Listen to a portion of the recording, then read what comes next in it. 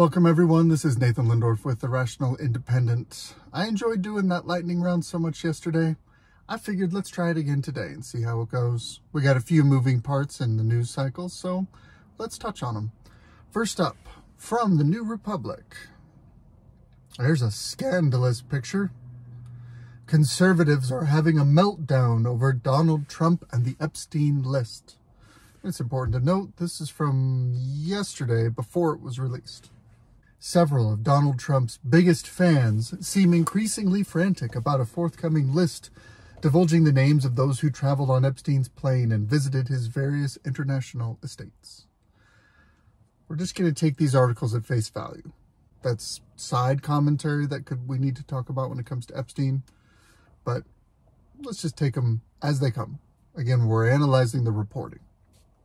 In social media posts and public appearances, several MAGA talking heads have made it clear that Trump's highly anticipated presence on such a list, which is expected to contain nearly 200 names, is at the front of their minds. On Tuesday, the former president's son turned fingers towards Bill Clinton.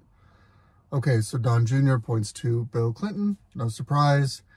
Interestingly enough, in the same thing that they're quoting for Don Jr., he's saying, what we want to know is all the other names besides Clinton. He's got to know his dad is on that list. So why would he be, if he's worried about what might come out with his dad, why would he be calling for there to be a broad release of all the names if he thinks those names will damage his father? Alex Jones made some noise saying, if it turns out Trump ever went to Epstein Island, I will remove any support from him.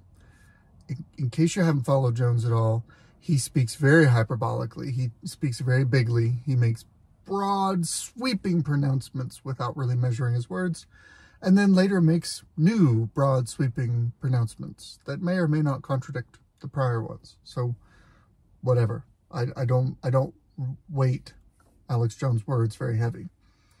Jones says he gets devoted to one woman at a time, gets totally obsessed with them, totally nice to them, ignoring the fact that he's had multiple affairs, been divorced multiple times. Trump has his problems. This is one of them. However, yes, Trump has had his problems in the relationship department. However, I have not seen any credible evidence that he pursues Jeffrey Epstein's particular specialty, which is underage girls. That seems to be a particular predilection of certain people. And while Trump has plenty of failings that we can discuss extensively, I don't recall there being evidence or allegations in that regard. I love it. I love it when reporters do this. High chance that the Epstein filings will include Donald Trump's name. Out of context, the legacy media and TDS sufferers, Trump delusion syndrome. We'll pretend this isn't because he gave willing testimony against Epstein when queried, and we'll make believe that it makes him a pervert. So that's actually decent analysis, just big picture. From ex-user Stix666 official. Random Twitter people do not have credibility. It is not reporting to say, someone on Twitter said, if I go on Twitter, I can find anyone who said literally almost every possible combination of words out there. Twitter is not reliability. Twitter is not reporting. Ugh. That's compared to the dozens of instances in which Trump was photographed partying along Epstein and Maxwell and recorded on the socialite's plane dubbed the Lolita Express while surrounded by crowds of young girls. He also described the pedophile peddler as a terrific guy. Now, something you should note, Donald Trump says nice things about most everybody. He operates at this kind of surface level, listen, I'm a sales guy, I'm going to butter you up. And so he starts willingly just tossing out compliments. He complimented Kim Jong-un, Kim Jong-il, whoever the current North Korea guy is. He's complimented Vladimir Putin. He's complimented Xi. He's trying to ingratiate himself. That happens. Now, the reason why I point that out is because this quote, Donald Trump has been in the public eye for so long that he has a long backlog of quotes. This quote where he says,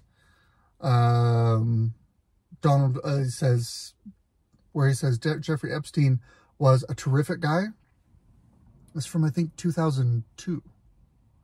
And he and Jeffrey Epstein had a falling out, I want to say 2004, 2005. Importantly, Jeffrey Epstein was convicted, I want to say 2009. So in other words, before Jeffrey Epstein was known to be and proven to be the scumbag, Trump said some nice things about him. That's not news.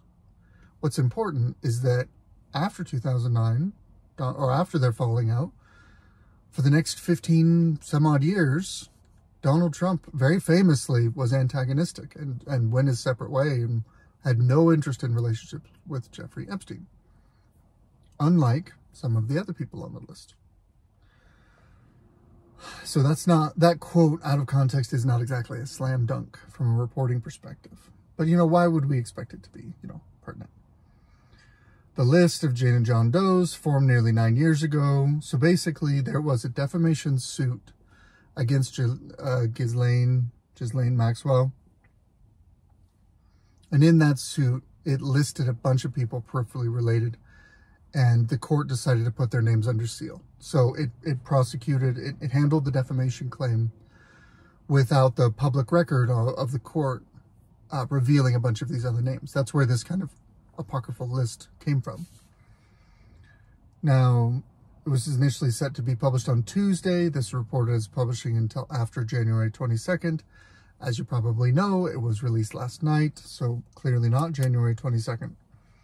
Now we have a little bit of whataboutism from USA Today. Always reliable. Clinton and Trump are named in Jeffrey Epstein documents. No wrongdoing alleged. So, this is a trick that reporters do. They say factual things that lead you to make wrong conclusions. So here we're saying former presidents Bill Clinton and Donald Trump are mentioned in the newly unsealed court documents, but they are not accused of any wrongdoing involving the disgraced sex trafficking financier. In the court document, these names are part of a package of names related to a defamation case between a victim and Ghislaine Maxwell. So these court records are not at all related to misbehavior by any of these people who were ostensibly Epstein's clients. In other words, factually true, these documents do not allege wrongdoing against either man. That doesn't mean that that shouldn't be alleged, or that it hasn't been alleged in other places, or that it hasn't been prosecuted in other places, or that it shouldn't be pursued and investigated. It's a factual statement, but it's kind of a non sequitur. Clinton, who sometimes flew aboard Epstein's private plane, is listed repeatedly in the documents. Okay? Trump's name appears in the document, in which Epstein is quoted as saying he would invite the real estate mogul to join him at a casino. The witness in this particular case said she was never asked to engage in sexual relations with Trump. Guilt by association, Prince Andrew, Alan Dershowitz. Yeah. For this kind of third-hand gossip is not very reliable. The way I look at this kind of information is a jumping off point, a pretext. The idea of saying, okay, if your name is on this list where you were associated with Jeffrey Epstein, we should apply some scrutiny to your life. And if we apply some scrutiny to your life and we don't see anything quirky or weird or illegal, then you're off the hook. However, if we see a history of creepy behavior, think Bill Clinton, and you're associated with Jeffrey Epstein, well, there might be something there. One of the attorneys said more needs to be known about who enabled and facilitated Epstein's trafficking network. Absolutely, we should further the important goal of shutting down sex trafficking wherever it exists and holding more to account. And that's where I want to kind of leave this article here. It is naive to think that Jeffrey Epstein is the only sex trafficker out there. It's naive to think that Jeffrey Epstein, having now died in prison, wraps up this whole issue with a bow, and we don't really need to dig into it any further. There's real corruption in the most powerful ranks of our society. That's not new. Okay, if you got eyes to see, you can see it, and that's all parties, all countries. This is human nature, and human nature, when it gains power, typically along with that comes some corruption. So let's not be surprised about that. After Epstein was defeated, destroyed, whatever, put in prison, you can bet 3 more traffickers showed up after him doing the same thing. We're going to leave that right there. I've got lots to say about Epstein, but we're going to leave that right here. We're going to go article by article today. Newsweek article, everything Jeffrey Epstein documents reveal about Donald Trump. Okay. So the headline right there seems to imply that much of the documentation was about Donald Trump. Again, the power of implication is pretty fantastic, and it's definitely real. Court documents in a case involving late financier and convicted sex offender Jeffrey Epstein were released on Wednesday, featuring several high-profile names, including President Donald Trump, although he was barely mentioned. The hundreds of pages of unsealed documents contain emails and transcript of depositions pertaining to the now settled case, this person who alleged that Epstein sexually abused her as a minor. She also alleged that his girlfriend aided in the abuse. Okay, so Wednesday's release is only the first of what's expected to be several rounds of disclosed documents.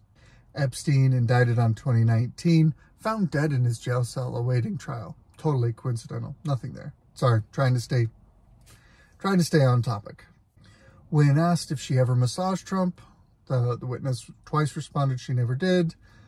Trump spokesman. So there you go. Told New York Magazine in 2002 he'd known Epstein for 15 years and he was a terrific guy. Again, there's some context at least, but validating what I said earlier. The quote that he thought Jeffrey Epstein was a terrific guy is from 2002. After Epstein's arrest, he backtracked. He said he only knew him because everyone in Palm Beach did. By 2019, Trump said the two hadn't spoken in 15 years, which would be 2005, and there's an alleged falling out between 2004 and 2005. Vanity Fair wanted to talk about Trump and Epstein having an epic bromance. This headline, everything Jeffrey Epstein documents reveal about Donald Trump. Donald Trump was barely mentioned. I feel like that's the end of your article. If you're going to frame it around, let's go through this expose and talk about everything it reveals about Trump, it's one line. He's barely in it. This is hundreds of pages of stuff, and Trump is tangentially mentioned. There aren't even any allegations in there. Whatever. I wanted to point that out, though, because I dug through the Reddit comments, and I found a particularly juicy one that I think is worth discussing. Hopefully it's big enough for you to see. Well, sure, a conservative rapist in office will reliably vote in a certain way. They'll vote to protect rapists. They'll smear LGBT plus people and sex educators with accusations of child abuse to distract from the senators, pastors, and police officers who are much more likely to abuse children. They'll vote against comprehensive sex education because it demystifies sex and teaches children how to understand and report sex acts that might be done to them. They'll vote against protecting workers from sexual harassment. They'll vote to weaken child protective services and support parental rights, in quotes, to abuse children and conceal abuse. They'll vote to ensure that rape is a viable reproductive strategy by banning abortion. Conservative policy on sexual issues is solidly pro-rape.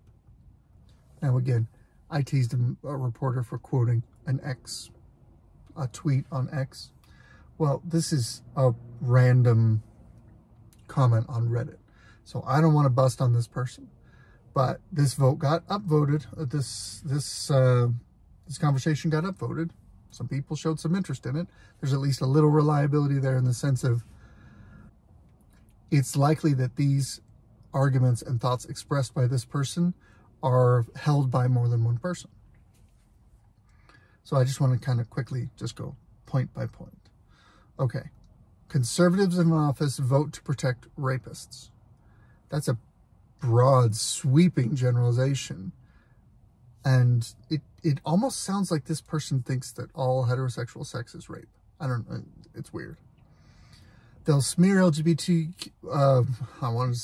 plus people and sex educators with accusations of child abuse. While that does happen, I think the main concern with LGBT groups and sex educators, in particular in the grammar school realm, is grooming, which you could say is a form of abuse, but you are essentially trying to sexualize children before they've developed to the point where they're ready for that sexualization. There are some serious wackadoos in psychology and elsewhere who firmly believe that even infants, toddlers, young children are all capable of expressing healthy sexual behavior and thoughts. I can't go there for you. That's evil. Sorry, I cannot countenance that kind of belief or philosophy being put out into the world. Children are born innocent. Children are born undeveloped, and they develop over time. And that's a whole topic unto itself. I'm a father of 4. I'm not new at this game. Children at 6, even if they ask Mom, Dad, what's sex? Even if you explain it to them, it's like irrelevant, gross, and weird to them. That's typically the response, because it's not relevant. They're 6. They're little people. To distract from the senators, pastors, and police officers who are much more likely to abuse children, go after all the bastards that abuse children. I don't care what position that you hold. It's a complete straw man to say, I'm not allowed to point out issues around grooming in the LGBT community and the sex education community because you think I'm trying to protect some other set of group. No, go after them too. I don't want to protect or support or defend anyone who harms children. I'm pretty firmly with Jesus on that one. Something about millstones, and it doesn't end well. They'll vote against comprehensive sex education.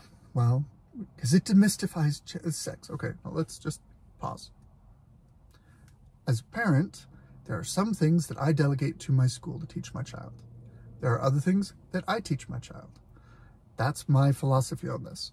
I can't speak for everybody, but that's my philosophy. Now, it is much as it is important for a parent to teach their child how to brush their teeth properly, how to shower regularly, how to properly clean their body, how to manage their laundry and their clothes, how to keep their room clean, how to eat nutritious foods. Government doesn't mandate any of that behavior, what I do with my kids, beyond severe neglect. I take on the proactive responsibility of teaching my child those things. I also take on the responsibility of teaching my children, and preparing them for sexual development. That's part of the conversations that we have. My oldest is 12, so we're jumping right into that topic. It's a thing. Anyway, comprehensive sex education at a young age is effectively state-mandated grooming of children. I'm not going to go there with you. Sorry, it's inappropriate. They'll vote against protecting workers from sexual harassment. It's another boogeyman sweeping, like, they'll defend all rapists. It's so vague. I don't even know what you're trying to say here. You're addressing a particular issue, particular event, particular legislation. I don't know. They'll vote to weaken child protective services and support parental rights to abuse children and conceal abuse. Okay. Parents have rights over their children. Essentially, if you believe in life, liberty, and the pursuit of happiness, kind of like an American value. If you believe in that, you believe that every individual has a right to life. However, as a society, we also recognize that children are dumb. And by dumb, I just mean undeveloped. They're not ready. That's why a 13-year-old can't sign a contract, but I can. Let's say my 13-year-old becomes a famous singer and she wants to sign a record deal and they want to pay her millions of dollars for her voice, and she records it and distributes it and everybody loves it, and that's all fine and dandy and wonderful. Guess who gets the money? I do, because I'm the parent.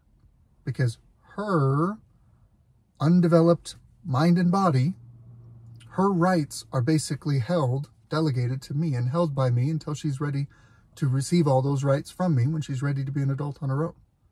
Now, if I screw that up, if I use all of the money that she earns through her young efforts to do cocaine and pull a Hunter Biden and whatever, that's on me, and I'm going to get judged for that. That's a failing on my part. Government doesn't have rights over our children that parents are like, oh, no, I want those rights. Like, parents have rights over their children. Parents hold their children's rights until they are adults. That's how the law is. That's how society supports it. That works. Does that sometimes mean that evil parents abuse their children? Yes. Unfortunately, human nature includes the capacity for evil. We're not going to change that. So the best way to protect against that is strong communities, strong churches, very transparent society where we empower. There's no perfect way to do this, but the best way to protect it is intact families and strong communities and that kind of granular, local level governance, so that we don't have some overarching distant bureaucrat oppressing essentially large groups of people. My 2 cents. This one, I've never heard this argument before as a defense of abortion. It's pretty amazing, probably worth digging into. They'll vote to ensure that rape is a viable reproductive strategy by banning abortion. This person believes that my objection to someone murdering their child is that I want to be able to impregnate the world against their will, impregnate any woman, whether she wants to be impregnated or not, so that we can reproduce. And is this a racist thing? Is this a gender? Sorry, this is nutter talk. Conservative policy on sexual issues is solidly pro-rape. I'm just sharing with you what I found on Reddit related to the article, the Nothing Burger article we just read of everything Jeffrey Epstein documents reveal about Donald Trump, : he was barely mentioned. Now for a bit of a palate cleanser, because it's been a bit of a tougher video, tougher topic. I thought I would jump back to the New Republic, who also is leading the news today. Hello, Donald. Trump's idiot lawyer just admitted he may be guilty of insurrection. Donald Trump keeps hiring the very best. Okay. One of Donald Trump's lawyers appeared to accidentally admit that the former president may have engaged in insurrection. Christina Bobb, a vocal 2020 election denier, you mean she's critical of the 2020 election? She denies the election happened? I feel like, you know, we have a lot of accusations in the media about Nazi-esque propaganda and words, and so maybe words matter. So where do we hear that phrase, blank denier, blank denier? Oh, Holocaust denier. That's where my mind goes to. So an election denier is like a Holocaust denier? So anyway, weird verbiage, but they're never going to miss any opportunity to get in these subtle rhetorical digs on their opponents. The president is elected by the entire nation. It should be the entire nation who determines who they want for president, whether they are guilty of insurrection or not. Not great phrasing. This is a live interview, okay? So, this is someone, an attorney for Donald Trump, who is speaking on the news and is discussing, essentially says, hey, let me just off the cuff discuss a hypothetical. Happens all the time. Maybe not a great call, maybe not wise, but it doesn't create culpability or much the same way the left likes to use the clown nose off, clown nose on situation stratagem for shows like The Daily Show, where, hey, we're just telling jokes here. Hey, we're going to make a serious political point that's factually false, but you can't really take us seriously. I mean, we're telling jokes here, but now I'm going to try and sway public opinion on this serious political topic. But I don't want to engage in any kind of dialogue because we're just telling jokes here. In the same way, the left likes to conflate. Again, this is a live TV conversation. This isn't in court. This isn't. Words mean different things based on the context. If this is a written editorial piece by the lawyer, and that means it's a reasoned out hypothetical that she's putting out, not a great look. If it's a live conversation, and you know what? let's go ahead and see if we can get a little context. Why not? Nation, and it should be the entire nation who determines who they want for president, whether they're guilty of insurrection or not. It's up to the people. I'm not going to go look up this clip on local news. That'll be a huge pain in the butt. But I'm just going to toss out an idea. She's arguing regarding Donald Trump being removed from the ballot that the remedy for someone being guilty of insurrection, one of the potential remedies of character failings of the president, is the election. In other words, there's a certain degree of trust that the founders put into the body politic of America to choose wisely when it chose its leaders. Interestingly enough, these are the same people who like to talk about our democracy. Here is Donald Trump's lawyer saying, here's a random idea, rather than try and litigate insurrection after the fact, after he's out of office, years later. Do we do it in the court? Is it a Secretary of State thing? Is it a state-by-state thing? Is it the Supreme Court? Is it Congress? There's valid arguments for who even decides this issue. There's plenty of arguments for how that should play out. It's a thorny issue. She's offering the reasoning, maybe we let it be chosen democratically. Maybe we trust the democratic process. Maybe our democracy means that we trust the average voter to make a wise choice. I know, shocking idea. But of course, let's focus instead on the hypothetical of whether they're guilty of insurrection or not. In other words, they're basically saying that this was a blunder because this could be seen as an admission of guilt. Very silly. Just because it's Thursday, and why not? We're going to have a bonus off-topic article because this was linked right below the New Republic, and I thought, you know what?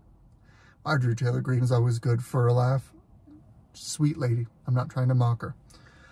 Marjorie Taylor Greene offers pathetic excuse for stock trading. A new report named the Georgia Congresswoman as one of the top members of Congress to make a profit in the stock market. Okay, so let's talk about that because this is a serious issue. We've addressed it before. There are people in Congress who make multiples of what the S&P 500 does every year in stock returns. You really can't do that unless you're cheating. Like, there's just no legal way to accomplish that feat. There are plenty of people who make a lot of money because they sometimes beat the S&P 500 by a few points. And other years they lose. And they make millions of dollars. Okay. There's a whole lot of money in the financial services industry, all aimed at trying to beat the market. So here we have the topic of, hey, a bunch of people in Congress beat the market. Representative Marjorie Taylor Greene pulled the old "I'm holding it for a friend" excuse when prompted to explain why she was listed among members of Congress with suspiciously high-performing stock portfolios. I've never followed these guys. There's a market analysis watchdog called Unusual Whales. I'm going to pay attention to them because it seems like they do this annually, which is good. Annual review of the biggest market traders on Capitol Hill. Because again, publicly traded stocks, your market activity you need to report as an elected representative, so they have public records for who's doing what and how well they're doing. Democrat lawmakers outpaced Republicans' gains. Okay, so if not more Democrats do it than Republicans, Democrats cheat better? Which outperformed the S&P 500 by nearly 10 times, this particular representative. That's impressive. But quite a few Republicans also made it to the list, including none other than Marjorie Taylor Greene. When questioned about appearing on the list, however, Greene pointed a finger at her son. I asked my team about that today, about why my name was on the list, because I don't even own any stocks, and I haven't all of 2023. As a matter of fact, we have to report everything, including children who are dependents of ours, and I think that was reported was actually related to my son's account that his father and I had set up for him years ago. Again, going back to the whole parental rights issues, in theory, you can create a stock account in the name of your minor child and trade stocks in it. You can do that. Now, it's owned by your child, but as long as they're a minor child, it's kind of yours to control. It gets a little murky. Short version is, One of the oldest dodges in this game is for a politician to say, let me look at Nancy Pelosi. Nancy Pelosi doesn't trade stock, but Nancy Pelosi's husband does. And so she can safely say, politically accurate enough, I didn't make any money from trading stocks, which is true. She didn't. Her husband did. You know, Joe Biden can say, I haven't made any money from my son's dealings in China, but my brother did, and my brother pays for my house, or my son pays for my cars or whatever. Like, there's 1,001 ways that you can kind of skirt around disclosure laws and be sneaky. And one of them is to hold things in your kids' names. Not great, but it happens. To Green's credit, Unusual Whale doesn't list any new transactions out of Green's portfolio for the duration of 2023. Okay. Although the MAGA politician has made more than a handful of purchases since she took office in 2021, doesn't seem to have sold them. Measures returns on the year. Okay. How are our politicians making such informed choices? Technically, it's illegal for lawmakers to buy and sell stock based on non-public information. But as long as the trade is reported in 45 days, U.S. legislators are free to trade however they want, even if the bills they pass or reject could influence a company's performance and help them line their own pockets. In other words, it's an open secret that you can legally cheat the stock market if you're an elected representative. If you're on a key regulatory committee and you know the committee is about to pass down something that harms an industry or boosts an industry or particular player in that industry, and you're able to make a trade on that before the regulatory announcement comes out, then the market reacts to that regulatory announcement. And then after that market reaction, within 45 days of your trade, you can publicly report, hey, I made this trade a while ago. Yeah, you can cheat your face off. That's easy. That's monopoly on easy mode. Once again, we have a very interesting, hey, let's make it about Marjorie Taylor Greene. Hey, pathetic excuse by Marjorie Taylor Greene. Let's focus on this Georgia congresswoman. Let's focus on the Republicans. Oh, by the way, the Democrats outpaced the Republicans' gains. And there was a Democrat representative who beat the S&P 500 tenfold by 1,000%. But let's not talk about them. Let's not investigate them. Let's speak broadly to corruption, and also just specifically, let's talk about Republicans. It's the exact same story as, oh, everything we know about Donald Trump from the Epstein documents. Oh, he was barely mentioned. Oh, okay. I guess that was an expose.